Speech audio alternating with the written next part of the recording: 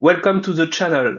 Today we are honored to have a very special guest, Emma Milesevic, an Australian motocross rider who's left a mark on the sport. Emma, thank you so much for joining us. How are you today? Yeah, good. Thank you. Happy to be here. Thank you so much for having me on. For those who may not know, Emma has had a remarkable career in motocross and off-road in Australia with a lot of victories and podiums. She traveled the world to compete in the WMX World Championship for 2 seasons. I read that you started riding motorbike at the age of 2.5 to chase your brother. Is it true? Yes, yeah, that's very true. So my older brother Joel, who competed at around Australia and internationally for many years. When he was 2 years old, my father got him a bike, and when I was old enough, I was kind of watching him riding around. I thought I really wanted to have a go at it. So yeah, mum and dad let me, and it hasn't stopped since. At the age of 8, you started racing motocross. How did it happen, and do you remember the first race? Yeah, so yeah, my first race was on a KX60 at Ballarat and Monza Park. I um I remember being very slow and getting lapped many times. I remember my first race I actually had a fall on the last lap, just a small fall, but they didn't realize, and they started the Pro 450 class. So by the time I got going, I had all these pros on going past me, and I was freaking out. Luckily, I was fine, but I was like, "Wow, what is this?" Like, it was pretty crazy. When you did realize that you could become a professional rider? Um, I always had the goal of ever since I was a kid, I wanted to ride a bike full time. Whether it was racing, anything, I just wanted to ride bikes all the time. So I started being very competitive at the age of 10, 11. I was doing really well with the boys, winning many races, went to A grade in Victoria, which I was the first girl to do that. So I was very happy with that. And then after that, I just started doing a bit better. I started, won a few state titles, a few national titles, and I could see that I was had the speed to be in contention in my first senior year to win a national title. So from there, I just chased it full time. I went to university for a little while, but with the amount I had to study and the amount I wanted to train, it was kind of clashing. So yeah, when I was probably about 18, I made the decision like I'm just going to full time, focus on racing, work a little bit to try and pay for the racing, and yeah, from there I went full time into it, and yeah, then ended up in Europe. You came very close to the Australian Motocross Championship title on several times. Yes. You were one of the riders to watch for several years in Australia. How do you analyze your career on a national level? It's been a interesting career of mine. Like I've always been one of the top riders. I've had a lot of ups and downs. I've faced a lot of challenges, but it's kind of made me who I am. I never stopped trying. So it's a few times I've fallen short being so close, but sometimes it's been my own doing from a mistake or something like that, and other times it's been just things that have happened in racing. Some politics get in the way and some unfair things happen, but yeah, I think I've been at the top of the sport for quite some time, and I'm still one of the top riders even this year with all my health issues I had. My knowledge and experience pays off, even though I'm a bit older than some of the girls now. I've got the smarts, I guess you could say. So it's been a good career, and I'm still hoping to still be out there and continue. You had some victories in the Off-Road Australian Championship. Is it an opportunity or is it something you want to do in more with motocross or Yeah, so I haven't ridden off roads in a long time. I've done had a desert race every year for the last. I think I've won it 3 or 4 times in a row now, which has been really good for me. Like I love the sand, so for me it's great. So I haven't done much bush riding recently. Like since I raced. I think my last season was in 2021. I was winning the title and I got called off from COVID, and then contact contracts change, things change, and I just was full time motocross again, which I'm I love riding a bike. So no matter where I'm riding, I'm happy. So, yeah, like if, maybe this year I might mix it up a bit and do, a bit of off roads in the mix of it. But I guess, technically, Hatter is an off road race. It's in the desert, it's out in the bush. So, yeah, I'll still be mixing it up. You participated in the WNX World Championship for 2 seasons with a 21st and 24th place finish. How did you experience this? It was a great experience. Like I love being there. I love being full time. Training and racing. It was difficult. Like my results definitely didn't reflect where I was at as a rider and my potential and where I was at. Like I had many good results in in the IMBA series and Dutch nationals and things like that. But in my first season of racing, the GPs. I had some bike malfunctions at the first round of Trentino. So that really cost me. And then in France, I crashed during qualifying and broke my shoulder. So then the rest of the year, I was just trying to come back from a broken shoulder, and I was kind of fighting it the whole way. But it taught me a lot of things, and yeah, nothing in the sport is ever easy. And in the second year I was there, I was riding well, but the team I was on wasn't, the best team structure. It wasn't the best team to be on, and yeah, the bikes weren't good, and had a lot of DNFs and things like that. And I only did one or two rounds of the seasons, the WMX Championship, and then went home because it just wasn't working. And so unfortunately, my time was a bit short there. I would have loved to be in there a bit longer and have a bit more of an opportunity. But, I came back to Australia and hit the ground running with what I learned, and, it paid off. You won the inaugural FIM Australia Women's Motocross Cup with the Australian team. This year, the competition is evolving with two new teams. What is your opinion about this competition? I think it's great. I think it's great to have that, obviously we have the Motocross of Nations for the men's and stuff. I think it's great to have something like that for the women's. Um, in the Oceania side. I've seen they have the European of Nations, like where you have the girls, the 125s, everything like that. And I was wanting to try and hopefully get a team from Australia over there a few years ago. But having this at a national event, having Australia versus New Zealand and hopefully a few other countries now. I think it's just going to level up the women's racing and also show those international riders how good the level of racing here is in Australia. It's very common for us Australians to go overseas, race in America, race in Europe, but not many people come here. So it'll be great for having the top girls here, see what our tracks are like. And obviously, we've got a lot of fast girls here. All the top 5 girls, any of them can win a moto. They're all very fast riders. So I think it'll be really good. Have you some information about the GP on Darwin for the woman? It will be Yeah. the first time for woman for the World Women Championship. Yeah, I think it's exciting to have a GP finally in Australia. Obviously, Darwin is very high up, but they've chosen that for a reason, whether it's funding or the area they can use. Darwin does have a lot to offer as far as like a tourist destination, so I can understand why they would choose that as a location because I guess it embodies Australia quite well. I think there will be a lot of females from Australia competing there. I think basically as many as they let ride. Like I'm not sure how it's going to work with the wild cards where there are not um, how many they'll let in. But I think you'll definitely see at least the top 10 girls from Australia entering and being in that.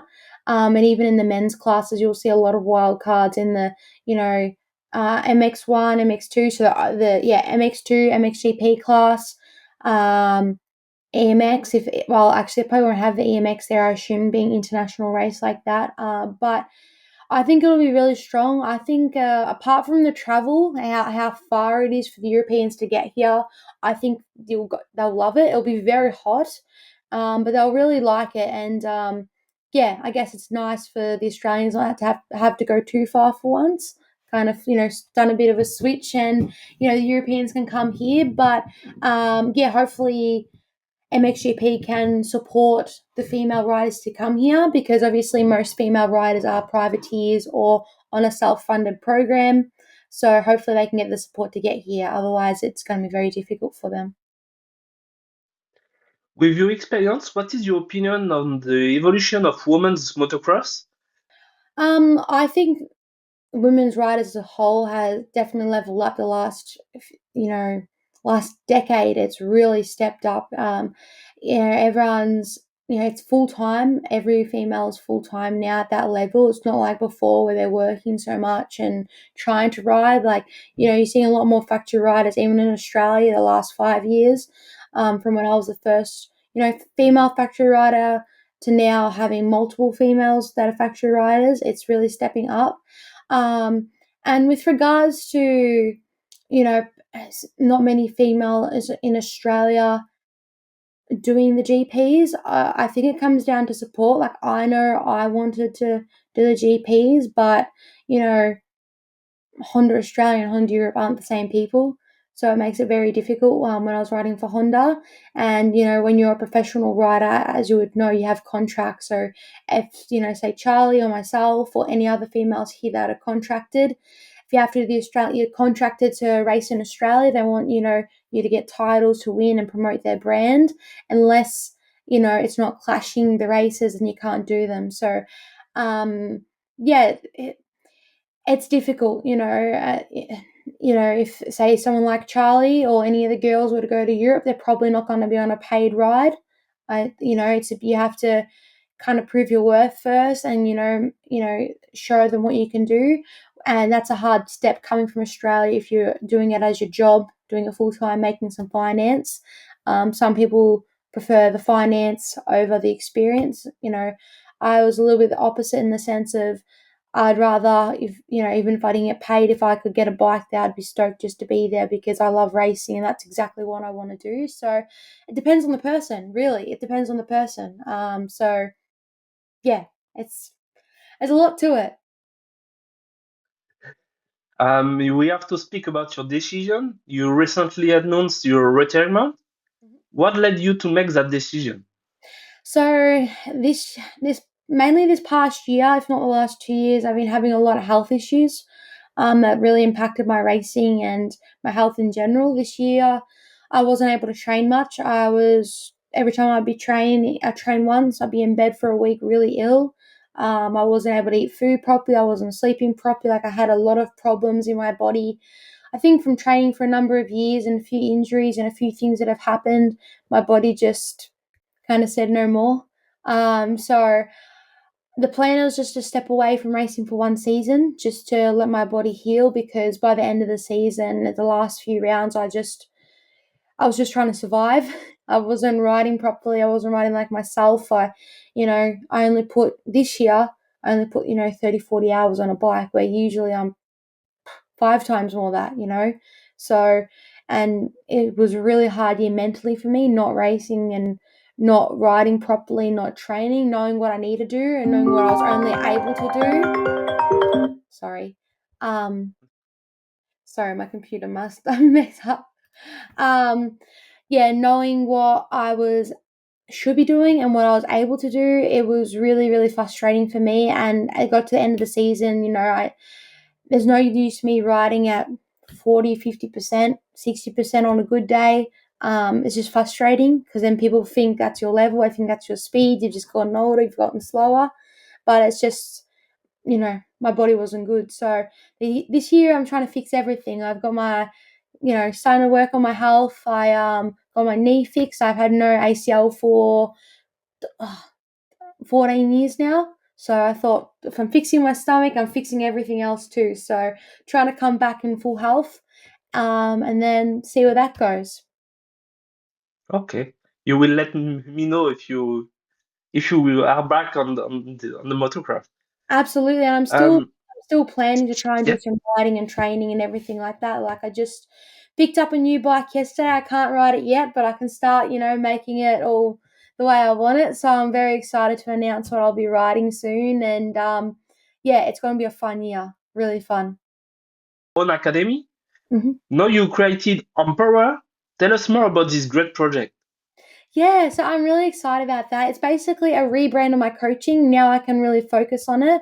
My main role this year, I feel, is to help support athletes. I know from my experience what it's been like as a female, especially.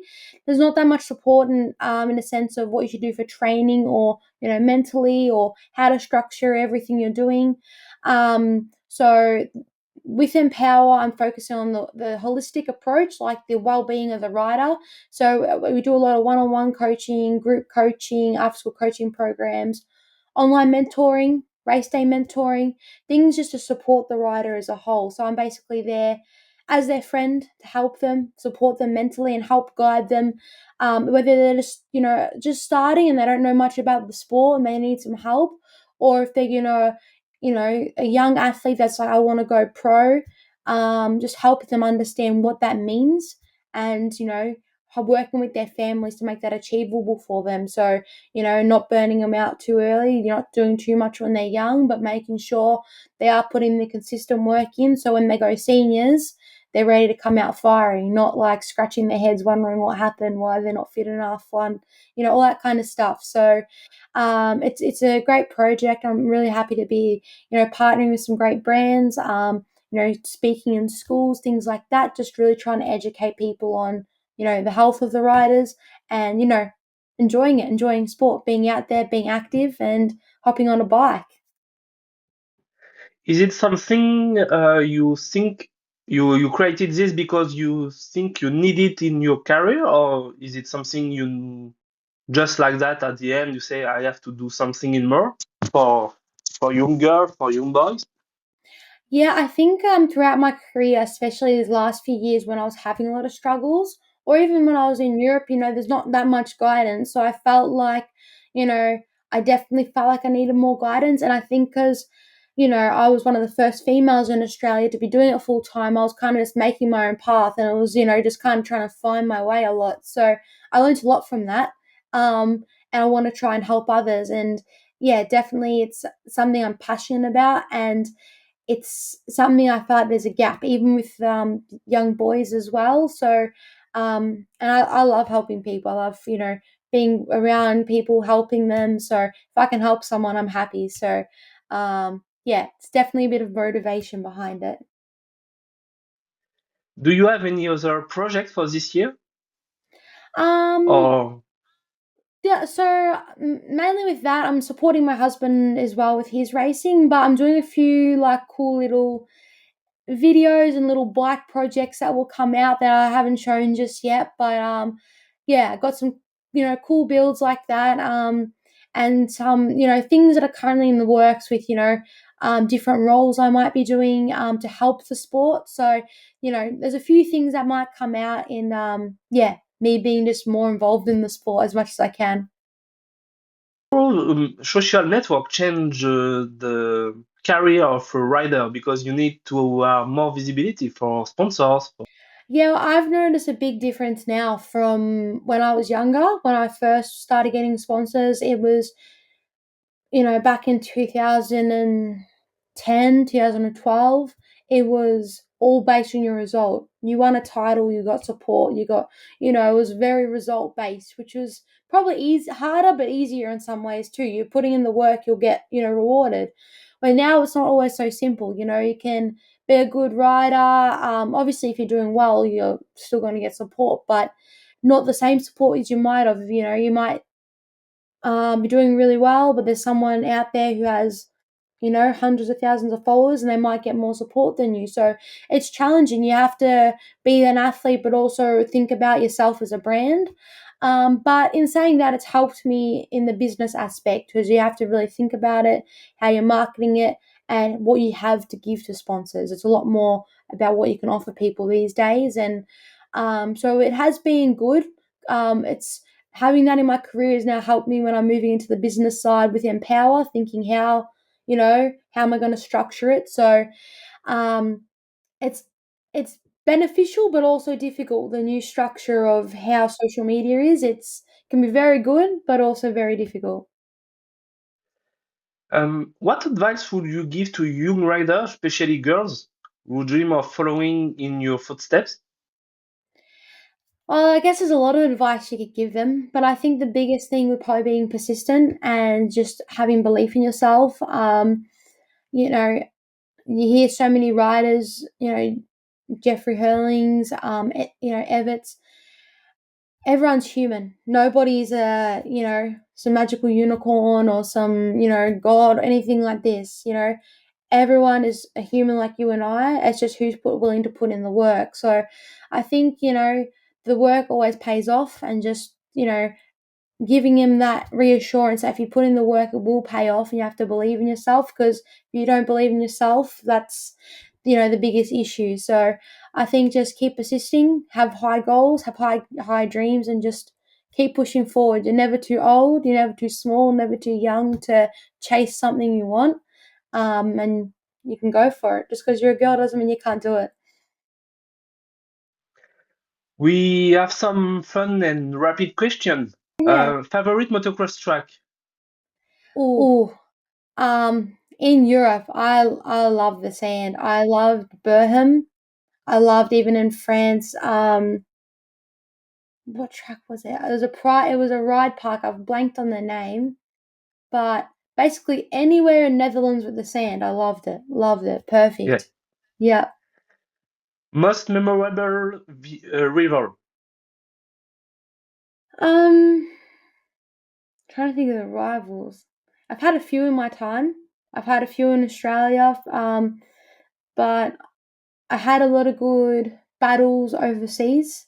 I remember battling with Stephanie Lyer at Imbo in Belgium, and we had a really hard race, good race, but aggressive race. And I remember I was so happy with it. Like, it was a hard race, but both had a lot of respect for each other. So I really enjoyed racing Steffi. One thing you always have with you at the race? Hmm. I always like to pray before I race. I believe I'm a woman of faith. I like to have that time before the race to be calm, just let a bit of nerves out, and say a prayer, be quiet, and go for it. If you weren't a motocross rider, what sport would you do? Oh, I probably anything to do with wheels. I love mountain biking. Um, if I I'd probably ride some form of motorbike, but if I couldn't do that, I'd probably do mountain biking, or I really like doing the gym as well, like maybe something like CrossFit, weightlifting, something like that. I like all sport. I'd have nothing with balls though. I'm terrible at ball sports. I get hit in the face. Two stroke or four stroke? Two stroke. Yeah. What's your all-time favorite motocross memory? Oh, I have so many. Um, Probably riding with Jeffrey Hurlings in Netherlands. There was a few private tracks we rode out and was with Jeffrey. That was really cool. What else? There's been a lot of good memories when I first won, my first factory contract, when I won my first national title. There's just so many, but I think Europe's always just up the top. Why did you choose your race number? Ah, that's funny. Number 84, I used to have a different number, but I had to pick a new number for Europe. And I was living in the Netherlands, and I thought, oof, if there's anyone I want to ride like, it's Jeffrey. So I thought, oh, I'll take number 84 and see what happens. And I've had a lot of good races, actually. So I'm not as fast as Jeffrey, of course, but every now and then I can ride the sand pretty good. So. I think I don't need to ask you your favorite rider. Yeah. Well, either Jeffrey or Ricky Carmichael. I love Ricky Carmichael as well. So Emma, it's been amazing hearing you about your journey and what's next for you. Thank you so much for sharing your story with us. If you enjoyed this conversation, make sure to like the video, subscribe to the channel, and drop a comment below with your favorite part of Emma's story. Emma, do you want to add something or do some thanks? Oh, I just wanted to say thank you for having me on. It's been really nice meeting you, and I appreciate you giving the women's racing so much coverage because obviously we can struggle sometimes. So I appreciate you, yeah, really pumping up the sport and doing what you do for the sport. And yeah, I'm sure I'll see you around or talk to you another time, and I appreciate you having me on. Thank you. Where can people follow you or keep up with what you are doing next? You can keep up with me on either Instagram, Facebook. I might do a little bit on YouTube again. You can follow me on Emma_Milesevic or Empowered by Emma Milesevic. So I'll be on the socials and yeah, keeping you up to date with what I'm doing. Okay, I will put all links in description.